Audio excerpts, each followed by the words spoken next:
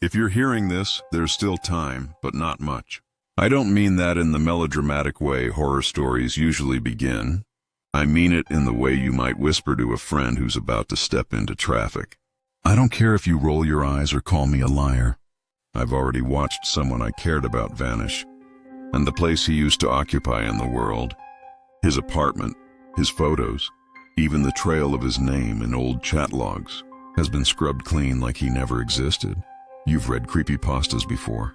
Maybe you're binging these videos late at night, thinking it's all a harmless scare before bed. I used to do that too. Nightly ritual. A mug of instant ramen cooling beside my keyboard. A stack of tabs open. Reddit r Nosleep, a couple of Discord servers.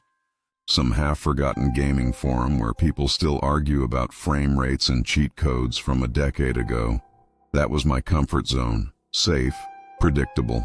But the night I stumbled onto the invite link, the walls of that comfort split like wet paper. I should tell you right now, the game isn't hidden behind a password or some encrypted dark web portal. That would make sense. Instead, it's sitting in plain sight, scattered across the internet like an inside joke everyone pretends not to notice. Old forum posts, dead Twitter accounts, a glitching banner ad that shows up only when you scroll too fast. A breadcrumb trail laid out for anyone curious enough, or unlucky enough, to follow. I used to think the phrase, "the game deletes players in real life," was the kind of edgy bait some teenager writes to feel important. Then my friend, let's call him Alex, sent me a late-night message. You ever heard of the Perma? I almost ignored it. He wasn't the type to chase ARGs or haunted servers. But there it was. A link that pulsed in our chat window like it had a heartbeat. Alex doesn't exist anymore. Not in the we lost touch way. Not in the he ghosted social media way. I mean, his name returns 0 search results. His Steam account is gone. Our mutual photos on Facebook, missing. His own mother swears she never had a son, and if you're thinking I'm exaggerating or fabricating for clicks, that's fine. I didn't believe it either, until the invites started showing up. If I'd ignored it, maybe he'd still be alive. It started like any other late-night scroll through the cluttered corners of the internet. The kind of digital back alleys where nostalgia and boredom keep old message boards on life support. I was lurking on a retro gaming forum, one of those places that still has animated pixel GIFs in the banner and usernames like CloudStrife420. People were arguing about whether GoldenEye's frame rate was actually playable on modern TVs. It was comforting, in the way a half-empty diner is comforting at 3 in the morning. Then a direct message popped up on Discord. The sender's name made me pause. Alex. We hadn't talked in almost 2 years. Last I'd heard, he'd moved cross-country for some tech job. We'd had a falling out over something stupid, who said what in a tournament chat, but there he was, like we'd spoken yesterday. Alex, yo, still up? Me, lol, always. What's up? Alex, found something. Thought of you. Me, if it's another cursed ROM hack, I'm not cleaning malware off my rig again. Alex, no, this is different. He dropped a link. No preamble, no explanation. Just a URL that looked half broken, as if a web crawler had chewed on it. The Perma. Tree, with no .com or .net. Me, that's not even a real domain. Alex, not exactly. Try it at 3:33 a.m. I stared at the timestamp on my screen, 2:42 a.m. He was either drunk or pulling some elaborate prank, me. This an ARG or something? Alex, call it a beta test. You'll see, and then nothing. He went idle. The green dot next to his name dimmed to gray. I minimized the chat window, telling myself it was just Alex's way of reappearing with some edgy little stunt. He'd always loved the urban legend vibe of early internet lore, Polybius, haunted cartridges, the usual. But something about the way he typed, no winking emojis or ironic gifs, it stuck to me like static.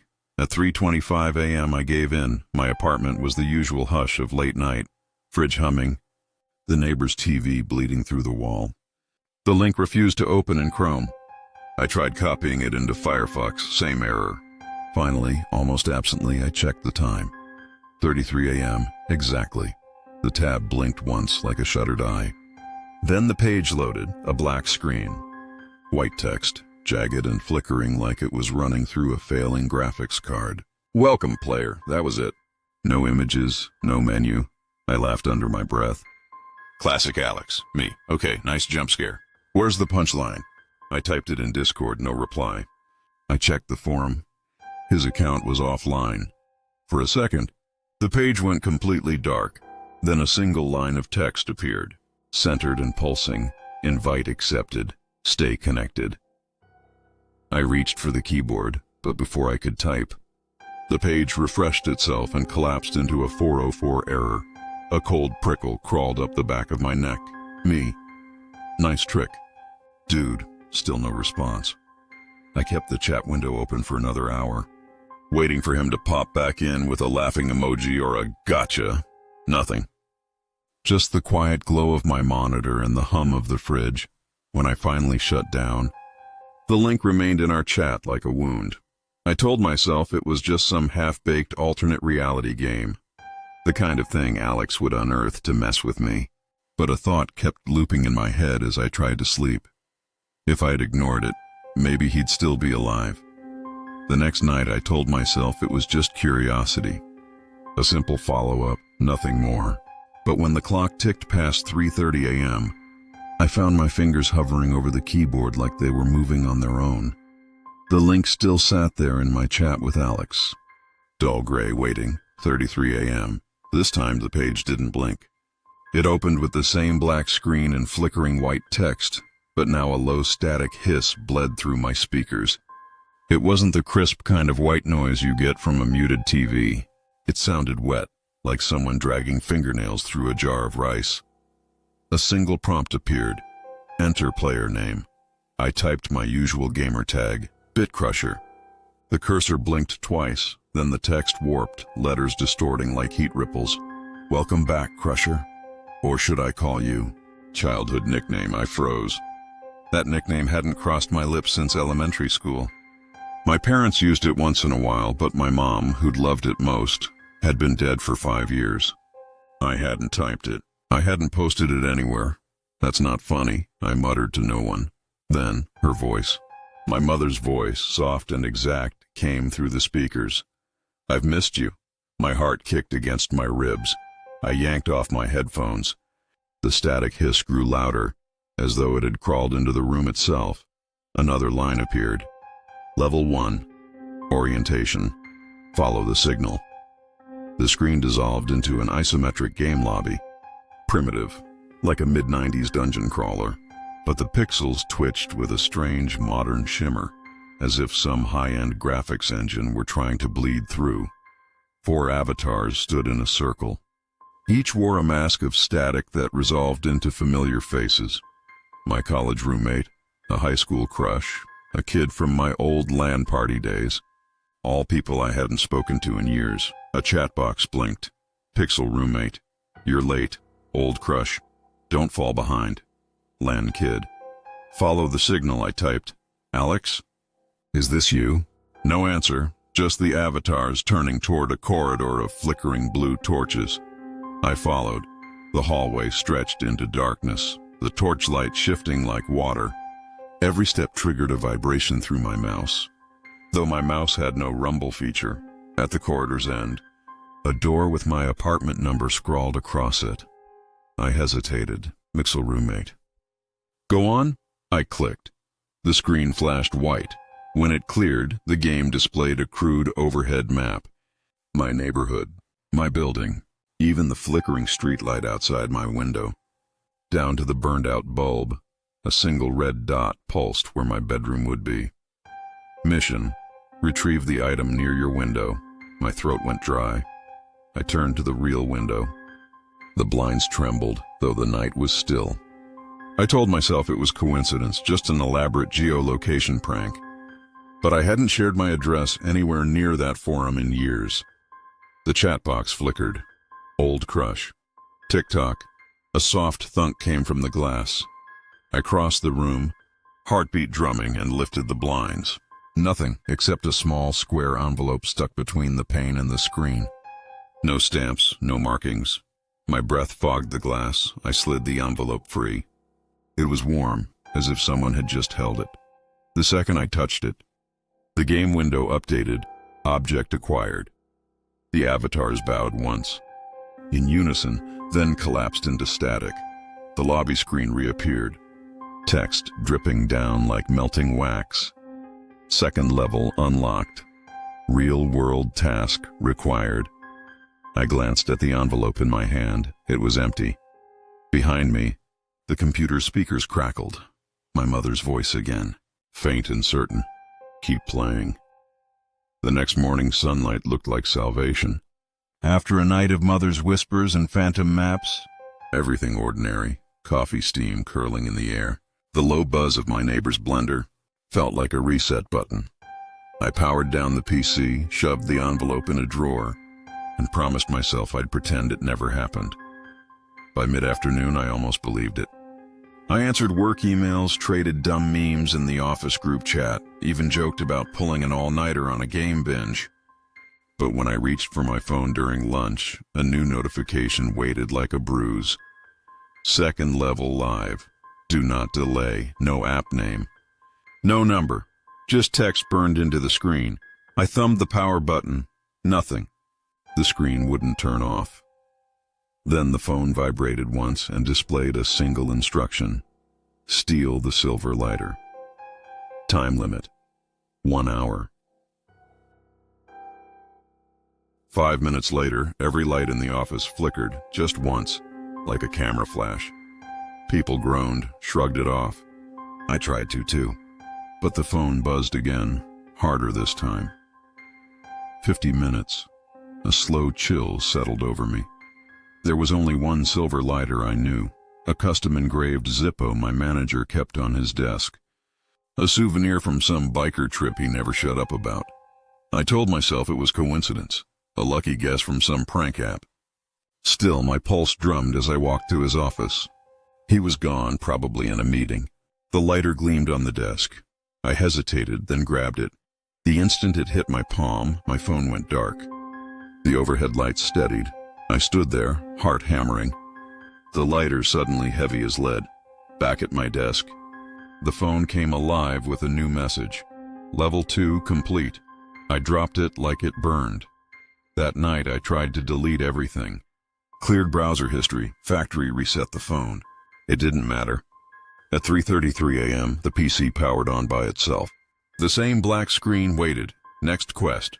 I slammed the power button. Nothing. The monitor's glow held like a patient stare. A chat window flickered open. A hidden lobby I hadn't seen before. User Black Pawn. You can't quit. User Mirror Jack. Penalty for failure is worse than you think. User Night Heron. Some say the devs aren't human. I typed with shaking hands. Who are you? Black Pawn survivors. For now. Before I could ask more, the screen flashed. Mission failed. Penalty in progress. My phone rang. Unknown number. I answered instinctively. Static. Then silence. When I looked back at the monitor, a single image filled the screen. A photo of me and Alex from a gaming convention years ago. I'd taken that picture with my old phone, posted it everywhere. Right before my eyes, the image began to break apart. Not like normal corruption, this was surgical. First Alex's face, then his body, then the background. Piece by piece, pixel by pixel, until the frame held only a blank white wall. I scrambled for my phone, opened my gallery. That photo, the same one I'd backed up on 3 different drives, was gone. Panic slid cold and deep through me. At work the next day, it got worse. Morning, I said to Mark, a coworker I'd sat beside for 3 years. He blinked at me. Sorry, have we met? I laughed nervously. Funny. Mark frowned and walked away. I checked our office Slack. My private messages with him, 3 years of them, were empty. His username showed no record of ever messaging me. The world felt suddenly hollow, as if pieces of my life were being cut away. That night, the next quest arrived without ceremony. Visit the bridge. Midnight. Bring the lighter. I stared at the text until it blurred. Mirror Jack whispered in the lobby. Don't be late. The game notices. The day had been ordinary. Sunlit sidewalks, the smell of coffee shops. Yet under that thin skin of normalcy, something massive and unseen was moving. When midnight came, I found myself at the foot of the old railway bridge. The stolen lighter slick with sweat in my pocket. Above, the sky was cloudless, bright with stars. Behind me, my phone vibrated once. Level 3 initiated. Alex's name finally lit up in the game's hidden lobby 3 nights later, just as I was beginning to believe I'd imagined him. Alex, you're still here, good. Relief hit so hard I almost laughed. My fingers flew over the keys. Where the hell have you been? Alex, busy. The game moves fast. Faster than you think. The cursor blinked. I waited for more, but he stayed silent. Busy with what? I typed. Why did you send me that link? Alex, thought you could handle it. Maybe you still can. Something about that maybe tightened my throat. This isn't a joke. Alex, people are disappearing. Alex, I know. The text trembled, like the font itself was breathing. Alex, don't fail a mission. Whatever you do, I typed, then help me. Tell me how to quit. No response. Instead, a new line slid across the screen in a different shade of white, colder somehow. System. Next challenge begins. Player Alex pending. I froze. Pending? System. Pending deletion. The words pulsed once, then dissolved. Alex. Wait, his gamer tag disappeared mid-sentence like it had never existed. The chat history collapsed, his lines winking out one by one until only my frantic messages remained, floating like debris. I slammed my palm on the desk. No. I jumped to Discord to our old messages. Empty. The direct thread was gone, as though we'd never spoken. My own replies hung there for a heartbeat before blinking out. Panic rising, I opened Facebook, then Steam, then the retro forum where he'd first reappeared. Search after search came back blank. No Alex, no username, not even a cached post. I dug into my phone's photo gallery, our convention selfie, the one I'd already seen erased once. It was missing again. Not corrupted, not hidden, just gone. I called his number, straight to voicemail. The automated message was generic. The number you have dialed is not in service. My stomach turned to ice. I tried his mother's house, an awkward number I still remembered from high school.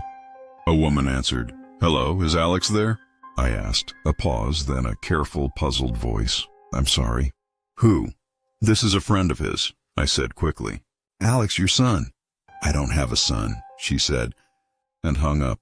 The dial tone hummed in my ear like a warning. I sat motionless, the room shrinking around me. Back on the game screen, a new message pulsed. Black Pawn. He's gone?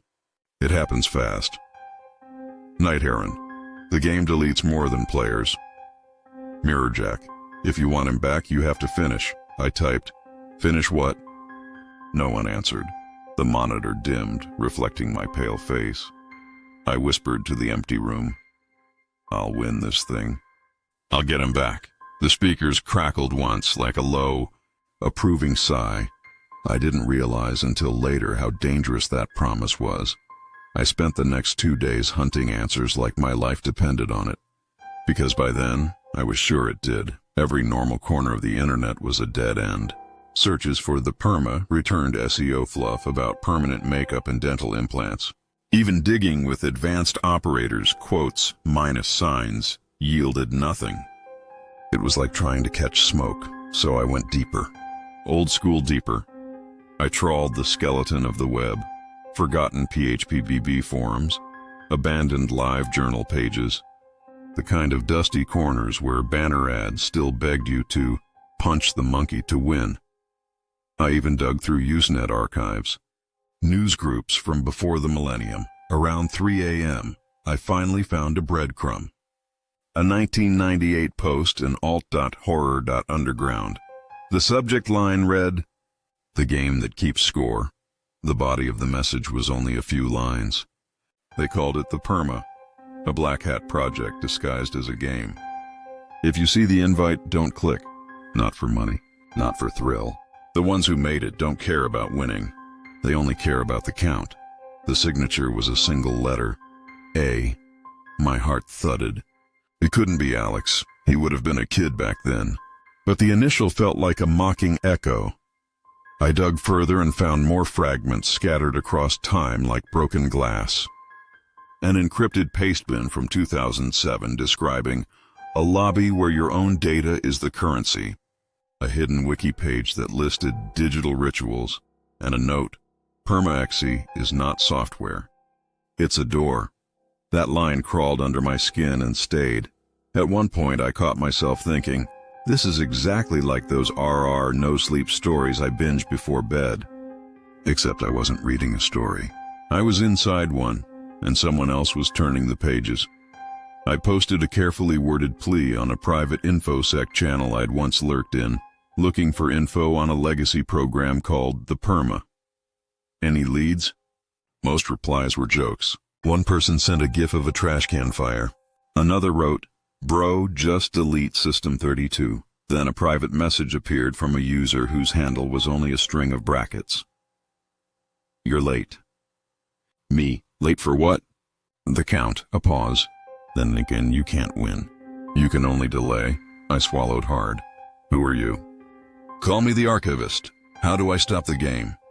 Stopping isn't the point. The Perma was never built to end. The text seemed to flicker, each letter stuttering like a failing neon sign. They started it before the web was the web. Black hat coders, maybe not even human when they finished. Every generation adds a level. The final one is waiting. No player has survived to describe it. My chest tightened. If no one survives, how do you know? 'Cause I'm still here? For now, I sat back, the glow of the monitor painting my apartment in cold blue. The rational part of me wanted to dismiss it as a role player having fun, some veteran troll. But the longer I stared, the more the words bled into something heavier, like wet ink. Your friend is already counted. If you want to keep your name, keep moving. Delay or be deleted. Before I could type another word, the chat window vanished. Not minimized, gone, as if it had never existed. I tried to refresh the page. The browser threw a 404. For a long time I sat frozen, listening to the faint hum of my computer fan. Rational research had given me fragments, but nothing I could hold. And somewhere beneath the cold logic of data and archives, a quieter thought whispered, what if the archivist wasn't warning me from outside the game? What if I'd just spoken to the game itself? It came without a chime or a ping, just a new window blooming across my screen like a wound opening. No browser frame, no address bar, only black with a single line of white text that pulsed like a heartbeat. Welcome to the final level. My breath caught. To stay, you must choose. Delete or be deleted, I typed. Delete what? The reply was instant. Not what. Who? For a long moment I just stared at those 3 letters. The cursor blinked in quiet mockery, each pulse sinking with the thud of my heart.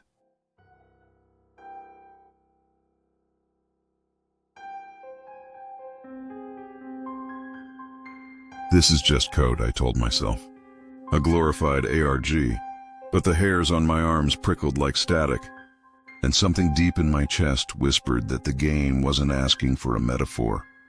A new line appeared, you know the name. And then, as if to puncture every defense I had left, it whispered, audibly, my real name. Not the username, not the handle I'd used since high school. The name only my mother used, and she'd been dead for 5 years. The sound wasn't quite a voice and wasn't quite a machine. It was like someone dragging my name through a slow modem connection. Who are you? I whispered, before realizing I'd spoken aloud. I am the Count. I am what remains when memory ends. The black screen rippled, and a faint image surfaced. My own reflection in the dark monitor. But it wasn't quite me. The eyes were wrong. Too deep, too empty, pixelating at the edges like a low bitrate video. Behind that face, Faint outlines formed. People I knew. Faces flickering like corrupted GIFs. Alex was there, my sister, my old guildmates. Choose one.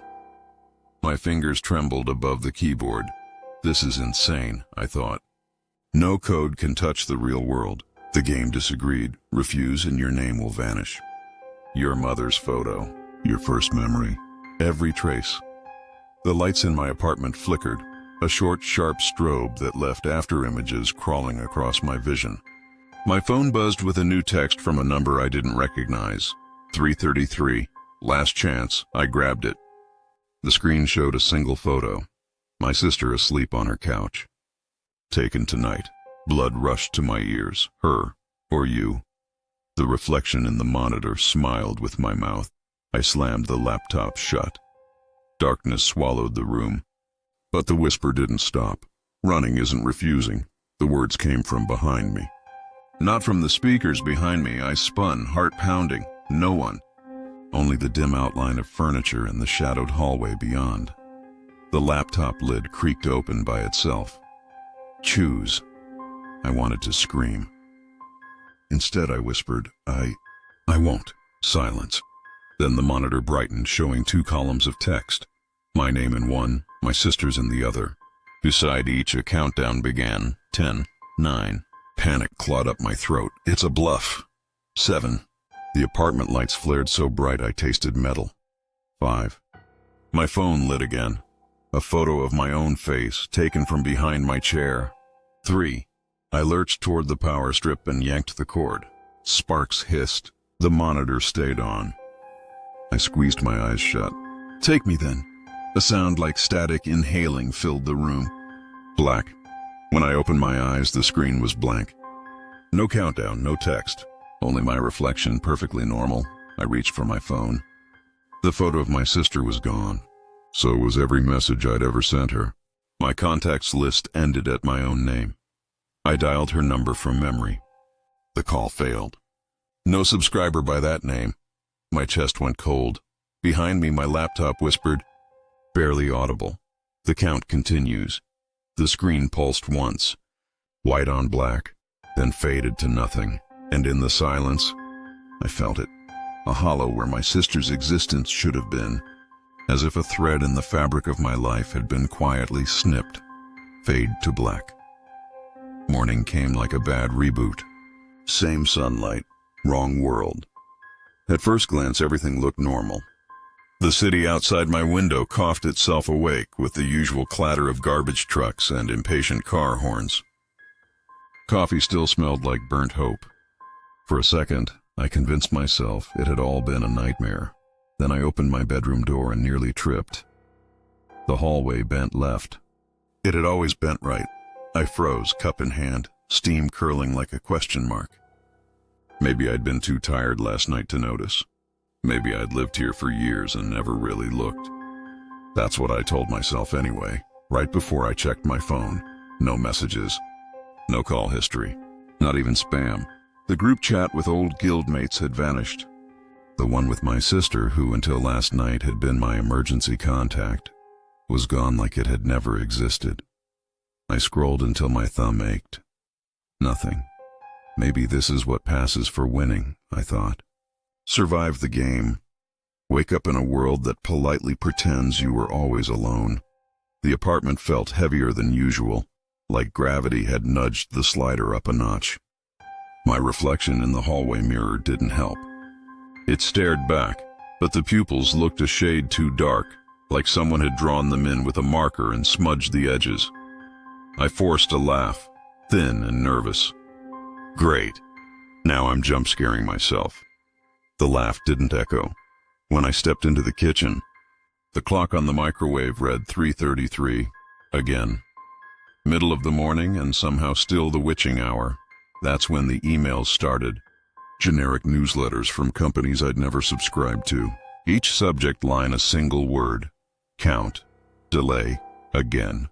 I deleted them all. They reappeared a minute later, like the inbox was caught in a loop.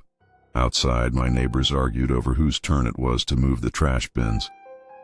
I knew those voices except When I peeked through the blinds, the people wearing them weren't quite the neighbors I remembered. The man's smile stretched a little too wide. The woman blinked too slowly, like she was buffering. I backed away, heart thudding. Somewhere deep inside me, a single question rose. Did I survive the game, or did it rewrite me to fit its next level? I tried calling Alex on the off chance some miracle had undone his deletion. No result. The number wasn't just disconnected.